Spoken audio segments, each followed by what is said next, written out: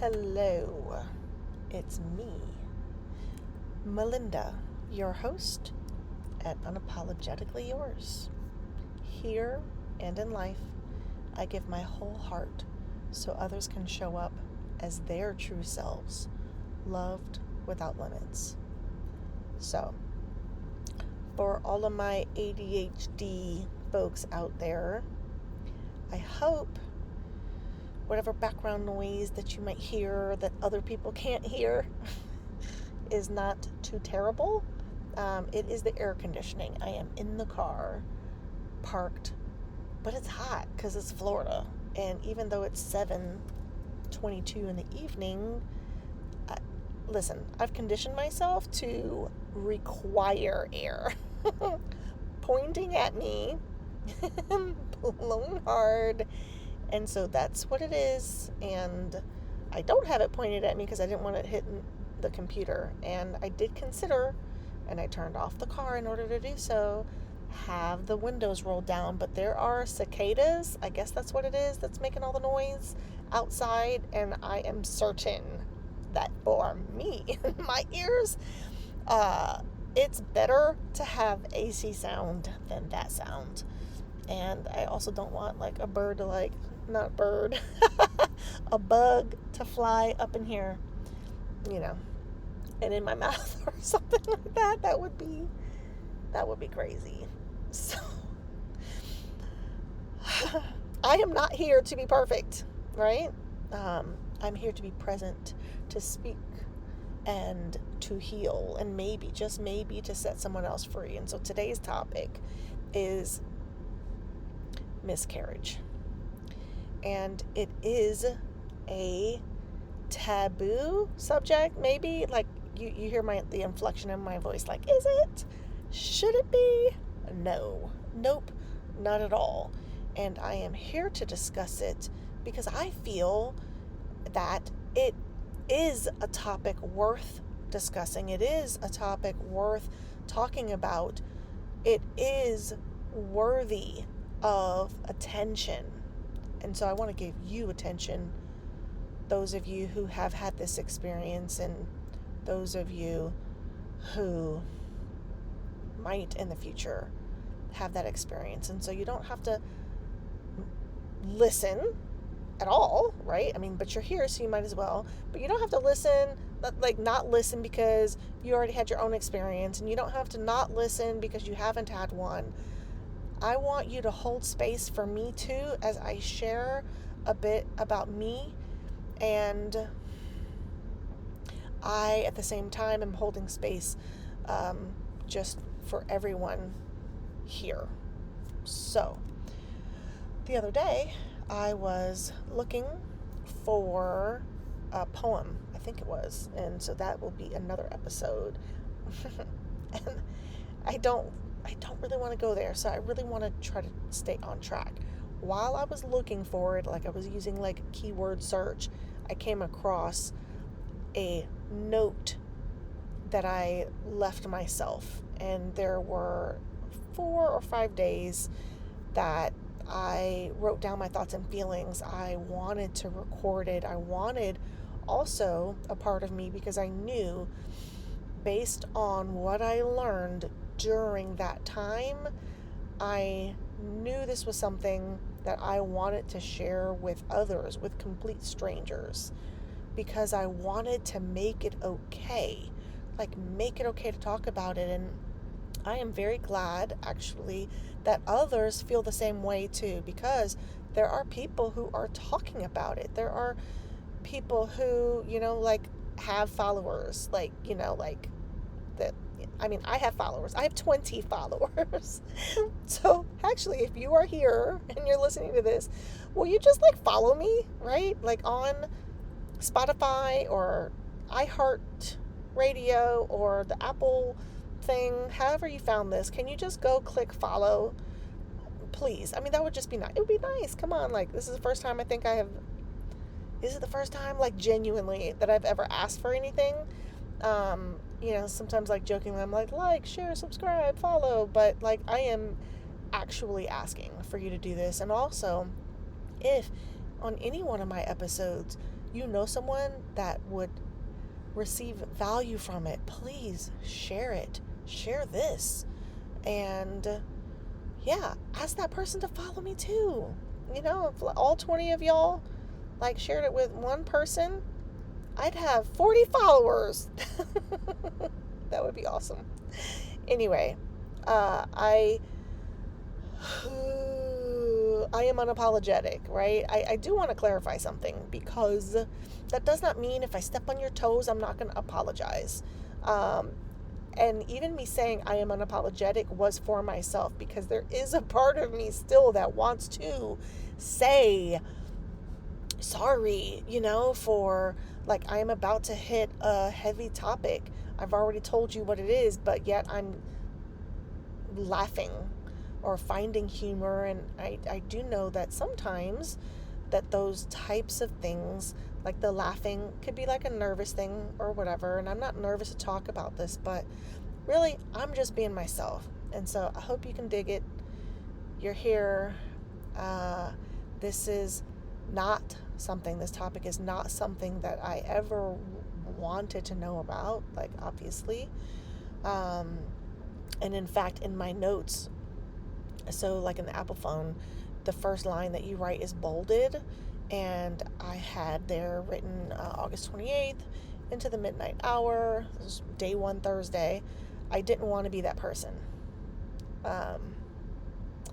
So what I am going to share with you is that I guess as I took these notes, some of it was written as if it would be a post on Facebook. That would have been what I would have been doing at the time. Now I'm mostly, as far as with Unapologetically Yours, I'm on Instagram. But this was something that I share, and I also try to connect people. And I feel like that is a superpower of mine. I'm always, I think, engaging somehow energetically and emotionally to humanity, really. And, sometimes I'm a jerk and whatever.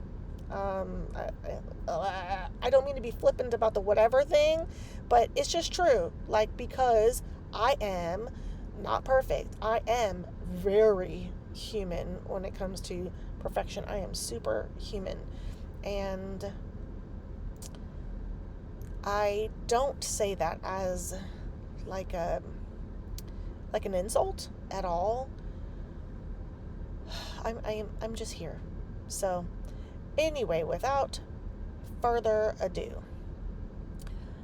I wrote, I lost the baby. And then I shared what happened, because I wanted, like I said, I wanted to capture it. So this is what I wrote.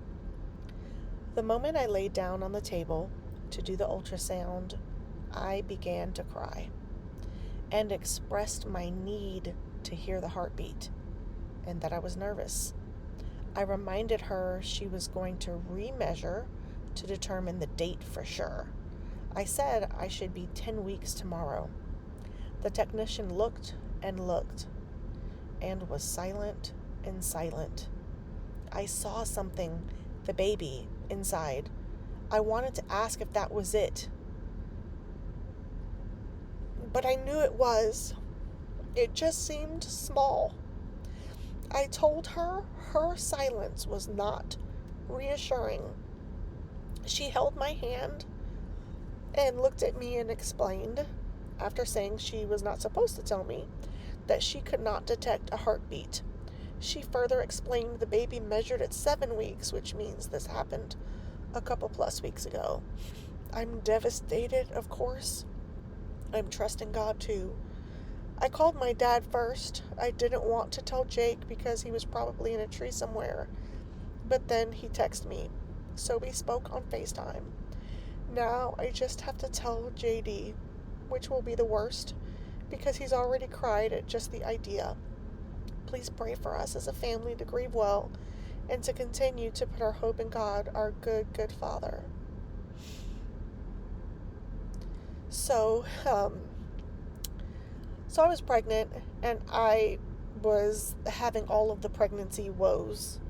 Every last one of my pregnancies has been miserable, and my friend Shay was helping me with, like positive stuff and meditation, this and whatever. And I had some spotting, and I knew that spotting can happen in a pregnancy. In fact, I think with her last child, she had spotting for a significant amount of time, and he was born a beautiful, healthy genius boy.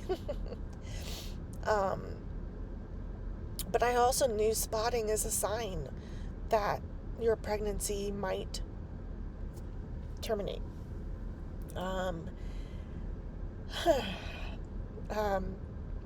Prior to the spotting, I had, done a pregnancy test, and there's a picture of me in my photo album on my, photos iPhone thing, and I really should email it to myself or something so I don't lose it. Anyway, it's a picture of me. It's a selfie with me and Kalel, who was little, and then the pregnancy test that you could read the word pregnant, and then I had in pink font typed, or how you take a picture and you add text, right? So I typed the due date, like the expected due date time, and I was looking forward to having my third baby, and I always wanted 2 boys and a girl, so I'm like, this is my girl. And so I am going to read the rest. I didn't want to be that person, the woman with the loss. I grieved for that person. I never wanted to know. I asked not to know. Now I know. And right at this part of my notes section, it was written again as if it was going to be a Facebook post, right? And so I was really concerned about who was going to be looking at it, how they might judge me, and, are they going to be like, oh, that attention monger, and I kind of let all that go. It was like, I don't care about any of that stuff. And then this is the rest. What and who I do care about are my sweet boy who boo-hoo cried in my arms, asking why would God do that, and my sweet husband who didn't think he would have any kids, only to lose one he was expecting, and for the, I can only presume, sweet child who would not be held, loved up on by these spectacular humans I call my family. I don't want to write, not about this. I don't want to scroll through Facebook and rush over pics of newborn babies. That was rough. Especially those beautiful bundles of girly perfection, because it's just too hard to see at this moment, even as in my heart I'm sending that particular beauty and her parents so much love and congratulations. I don't want to be here on this couch dreading the next days to weeks of passing the remnants of this pregnancy. And I think of the woman before me with multiple losses, with larger losses, having to give birth to an older, fully formed being. Those women who find ways to be grateful and smile, and I join them. I never wanted to, but God has ordained it. I trust Him. I trust this loss to be His will. I trust that no door He opens can be shut, and no door He closes can be opened without His divine order, and I trust my future and our future, that of my existing and potential future family, in His gracious, mighty hands for safekeeping. I trust that this too shall literally and figuratively pass. I trust this grief will produce in me a better, more compassionate me. I trust this grief will unite my household and deepen our bond and love for one another. I trust that my gratitude for those I already have in my life will help me grieve well. I trust that I will be stronger in and weaker, more dependent upon my faith in the Lord. I don't write this for me. I don't seek condolences, though I have been so incredibly grateful for the outpouring of shared grief we've received. Thank you, family and friends. I think perhaps as these fresh thoughts come, I write this for the woman, for the couple who perhaps didn't tell a soul or didn't tell many, for those who wait or want to wait till the pregnancy is further along after the first trimester, but never get to share that joy or that announcement because, well, you joined that group of women, couples, who are enduring a tragic loss. I write this because you feel alone and you don't know what to say or do, and you wish more people knew because you wouldn't be so alone in this. You wish you didn't have to be part of this group. Perhaps you'll never tell a soul and you'll bear it. And perhaps you've had multiple losses and haven't told a soul, and that's okay too. I just want to say it's okay not to have words, not to have understanding, not to even have meaning for what you feel or don't feel, or if you're allowed to feel. You are not alone. I am not alone. We are not alone. And our children, those angel babies, are not alone. And perhaps we will see them again, have them again. Perhaps their spirits live on within us, or in a future version of themselves with us, for us. Perhaps they can still choose us. Perhaps they become loving guides? I don't know. It's kind of nice to think of it that way, though.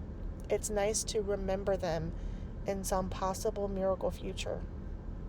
I also see you, everyone's favorite auntie, you who have not borne a child of your own, maybe never conceived at all, and you would make an amazing mother, and you are a forever mother in that village auntie role. And I just want to say, though I do not know your pain, I grieve with you and your loss and their loss, and I thank you for your role and for wearing your auntie crown so proud. And I am just hugging you right now with tears and smiles and just a few more words. You are not alone. You are loved. Appropriately, the verse of the day, Romans 8:28. We know that all things work together for the good of those who love God, those who are called according to his purpose. On day 2, Friday, I wrote, I went to bed trying to cry gently so as not to wake my beautiful husband. I had just spoken to the baby. After all, the baby is still inside. I called her my sweet angel or sweet baby, and the tears came. I want to talk to her. I don't want to miss her. I just want her to be known, remembered. I considered there's a list of to-dos and maybe even don'ts after one experiences a loss. On an emotional self-care level, breathe, cry, be silent, scream, yell, break something, rest. Your body needs it. Talk to the baby or the spirit of the baby if you want. Journal. Write down your feelings. Talk with your spouse. Grieve with your spouse. They need that too. Cling to each other as much as possible. Also, may not be a spouse, might be a partner, and that's okay too. Find ways to grieve with existing children who may have known about the pregnancy. Accept help if you are so inclined. Seek help if you are so inclined. Make a list or lists. Complete them or toss them, the lists. Find something to be grateful for. Try not to beat yourself up about any or all things you did or didn't do. Take warm, hot baths. Get massages. Pamper yourself. Ask others to Chip in. Watch a funny movie or show. Laughter can be healing. Discuss ways you may want to memorialize the baby with immediate family, like Hanukkah or Christmas ornament. Plant a rose bush. Get a bracelet or necklace, pendant. Expect to have unexpected reactions about possibly everything. Seeing a pregnant woman, receiving flowers of condolences, someone asking you how many kids you have, a cloud in the sky, an alarm reminder to take your prenatal pill. Connect with things and people that bring you joy. And I had more of a journal entry, which was, as I rode in the car with my husband to a friend's house for dinner and to pick up our boys, I received a call today from an unknown number, but decided to answer. It was a man who delivered flowers to my door. I knew that meant someone was thinking of me because of my loss. I thanked him, and when I got off the phone, I shook with unyielding sobs just out of nowhere, or that's what it felt like.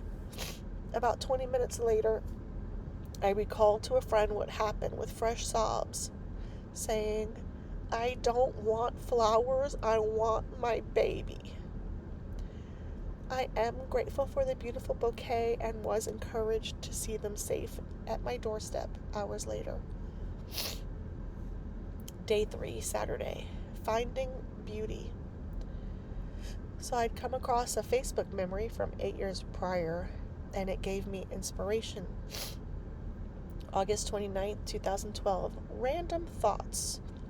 Home is where the heart is. Beauty is in the eye of the beholder. There's nothing like a mother's love. God is real. Best friends can be forever. The best attitude is gratitude. My son makes my world, and I love him more than chocolate. True forgiveness is hard at times, but absolutely necessary. Prayer combined with faith is powerful. Purity is possible. Even Jesus was rejected. I am not always right. Inner peace is wonderful. Contentment is godliness. Children are blessings. Unspoken expectations get you nowhere. I love that God gave my son dimples. Hurt people hurt people. One person can make a difference. The truth always comes out. All men are not equal. Family is not defined by blood, but love. Waking up to a happy baby is priceless. I am grateful to be alive each day. I want to be corrected so I can be better for God. I'm totally okay with being a dork. God is everywhere. And I reshared that post with the following words. What a beautiful and inspirational memory for a time such as this, for a year such as this, for hurts and tragedies we face each day, for grievous losses, a reminder to seek beauty, find beauty in the small things that are actually the great things, a reminder to hug up on and love your babies, children, family, loved ones, a reminder to seek hope, find hope, a reminder to be hope. And then I also wrote, today I learned, this is just in my notes, that the actor Chadwick Boseman, age 43, died the previous day of colon cancer.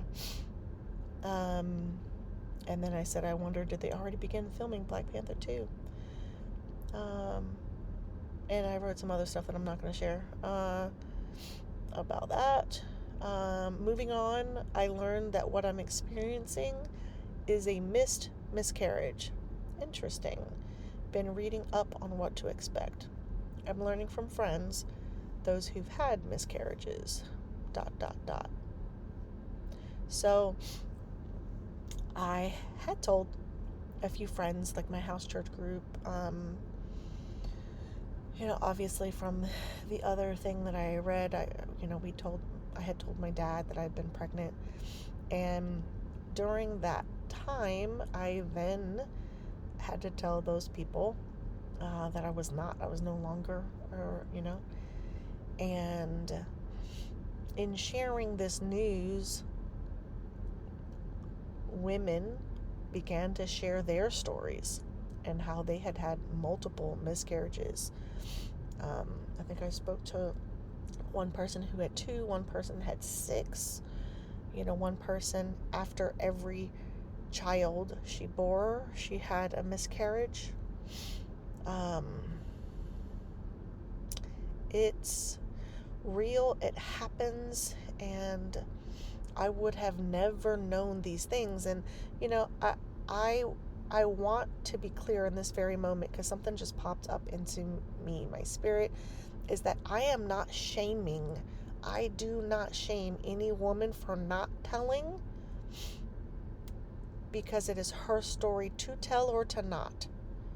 It is okay to keep that private and for you. When I talk about making it something to discuss, it's more like you should never be shamed to be silent. You don't have to be silent because somebody's going to feel uncomfortable. And so I really mean to invite you to give yourself permission to do whatever it is that you want. Because there are people who can't handle emotions or grief, and they do feel uncomfortable. They don't want to see a person cry. They don't want to have to tap into their reservoir, maybe because it's empty, it's void. And so then you just get hushed. And all I'm saying is you don't have to be hushed. But if you choose to be, that's absolutely, totally fine. Not that you need my blessing, but I'm giving it anyway. And I just don't want these words to be misconstrued or misunderstood. So, day 4, Sunday. Reading up on the topic. I have been given advice from different sources. One was to call the doctor and change the week from now appointment to 2 weeks out. Another was to take black and blue cohosh, which is a natural herb to speed along the process. I wanted to know what to expect, but I looked up information on miscarriages, and I'm crying. I don't know if I'm crying because I'm scared of what's going to happen, or if I'm scared about not knowing the time frame, or scared because of the potential excruciating pain. I read one woman's account, and it was pretty horrifying. Some people perhaps don't experience pain. They just have heavy bleeding and pass everything through. So when I met with the doctor after getting the news and pretending to not know the news so that the tech wouldn't get in trouble, it was an older gentleman. I'm not even going to call him a gentleman. It was an older man. He wasn't gentle, or, I don't know. His fake news was gentle, but it was a lie. So is that gentle? No, it ain't.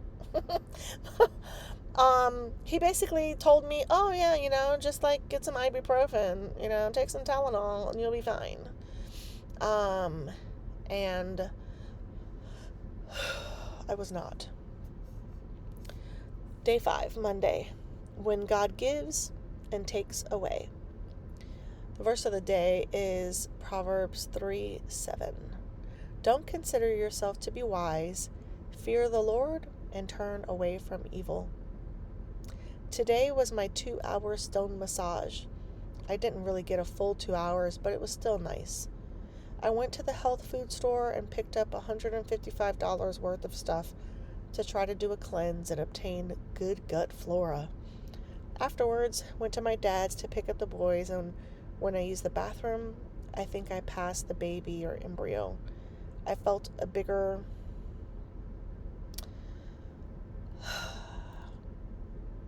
just going to say it, plop, that fits the size. I tried to push, but then decided against it. Cramping increased. It was like contractions, which lasted approximately 1 minute with a 30 to 45 second break in between. It was not fun. I eventually passed out, sprawled across the bed diagonally. So, that is my last entry. I did not ever go back, and I don't know if it was because I just couldn't. But what I can tell you is this last part, I eventually passed out. I was writhing in excruciating pain that I was not prepared for. That doctor did me a disservice. And, I'm not trying to, I know I sound angry right now, because it's frustrating. It's stupid not to tell someone the possibility. And I can get, from another perspective of, well, not everyone experiences pain. And so why put the person in that headspace? Because if you tell them they're going to have pain, then they're going to be looking for the pain and expecting the pain, and they're going to have pain.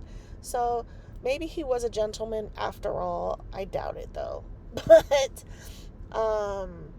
anyway, I passed out because the pain was so horrific and I couldn't take it. So,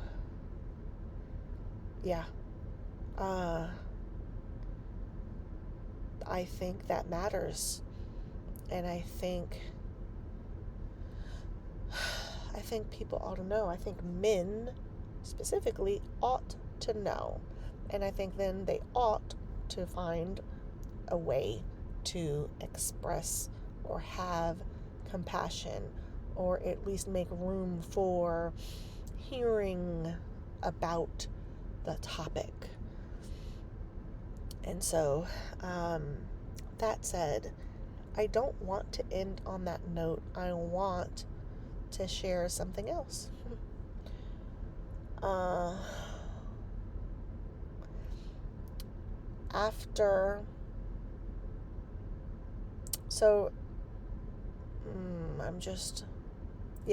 So my friend with her gifts, right? She shared with me that it was in fact a girl, and that girl decided that I was absolutely going to be her mom, and that she was going to come back to me. That she picked me. And so this is a belief that some people, like, all over the world believe. And there are some people who have a really hard time with believing this, and it absolutely goes outside of, some pieces of it go outside maybe of certain religious dogmas or whatever.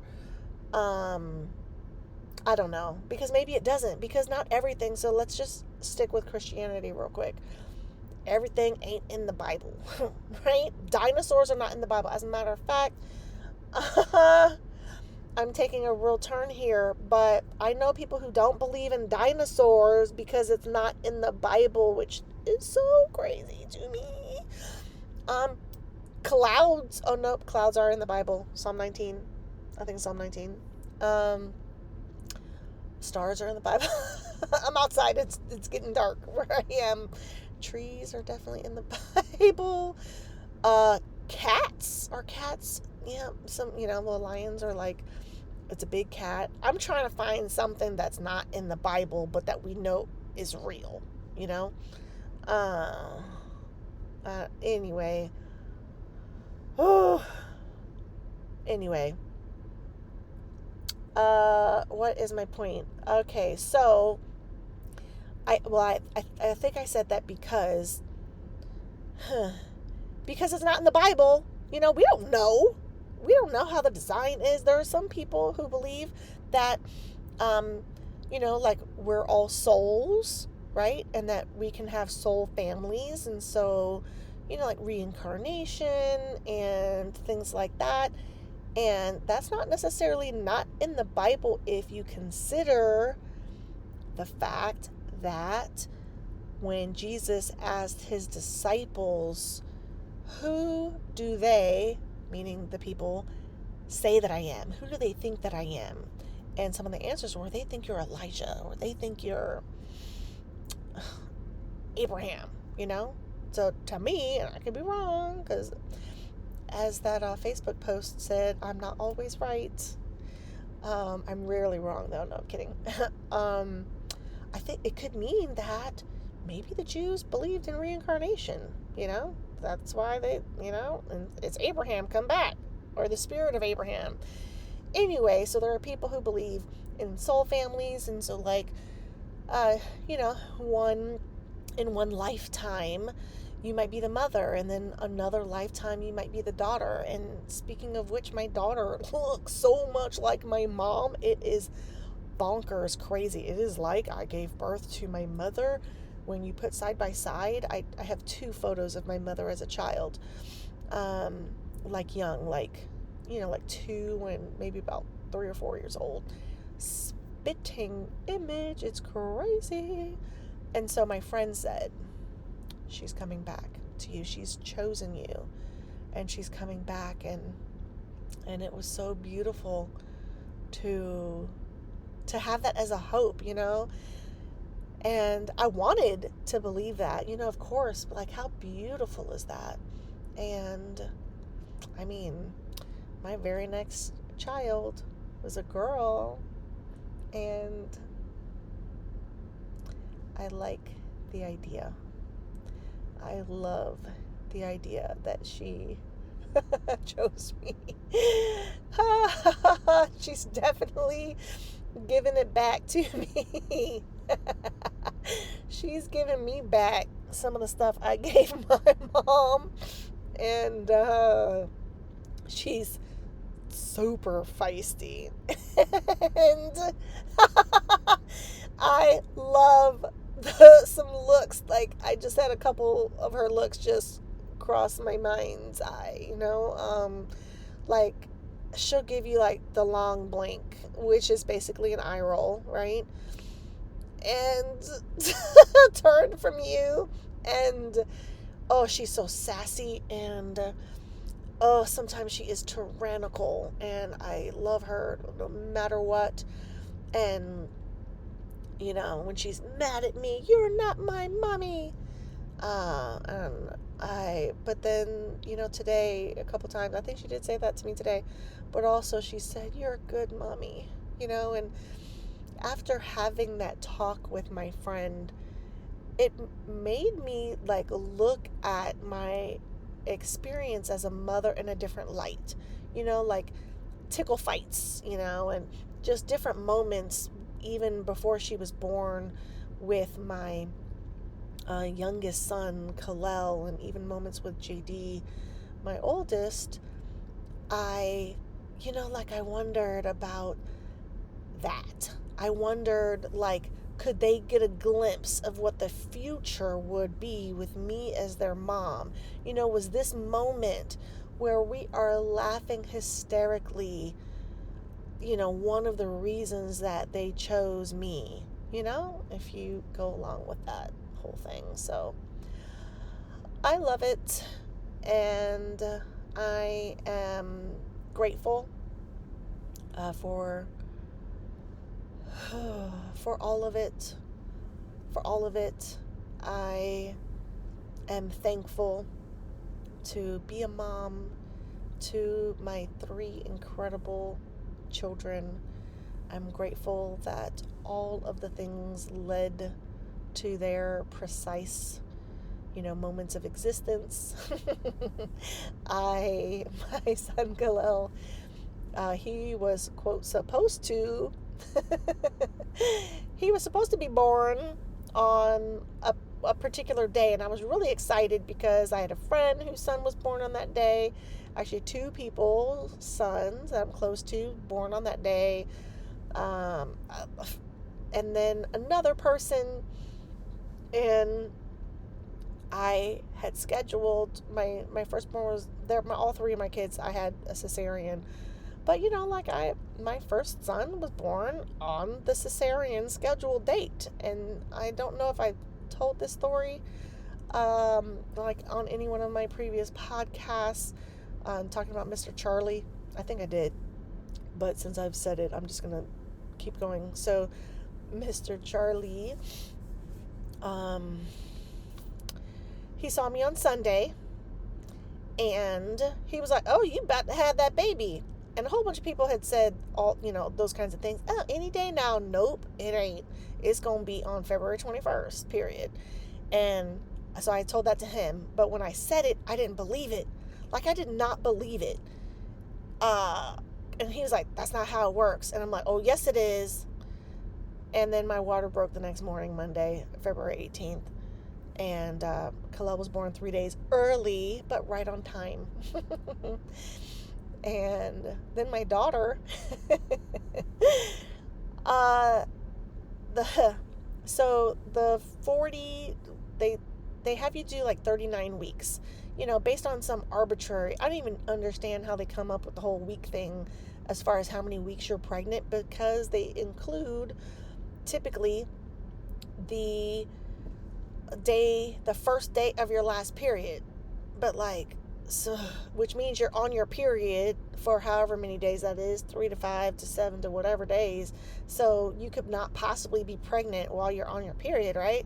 So I just think that's stupid. But regardless, from that date, ultimately, and sometimes it's corroborated by, the size and all that stuff as the baby's growing inside of you. But anyway, 39 weeks is when they schedule C-sections, right? So whatever, the hospital that I went to scheduled her delivery date for April 14th. And I have a friend named Donna, and I also think I told this story before, but not all of y'all listen to all of my podcast episodes, right? Maybe you go backwards. Maybe if you don't like the title, you move on, or whatever. Or maybe you look at how long it is. Anyway, Donna was born on April 15th. And she said, "Oh, I just want that baby to be born on my birthday. And it's a special day." And then meanwhile, she gives me all these tragic things that happen on April 15th historically. But she was just convinced. And I said, "I'm so sorry. I don't know what to tell you, because they're going to deliver that baby. I'm going to deliver that baby on April 14th. It's set. I have a doctor's, I have an appointment." And so my husband took me to the hospital on April 14th. And I was the first scheduled person to go in. However, they prepped me and all that stuff. And then I waited, and they're like, "Oh, sorry, an emergency." There was an emergency situation happening with another pregnant mom. And then they came in, and they're like, "Well, we just discovered that you are not 39 weeks today. You are 38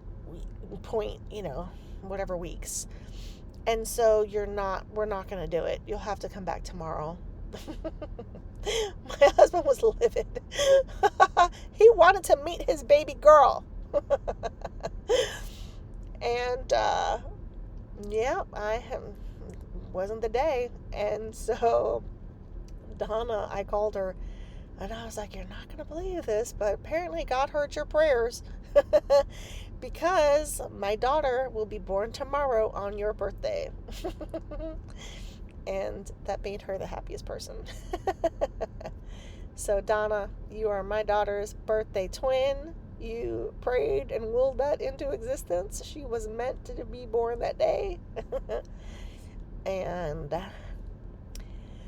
that's my story.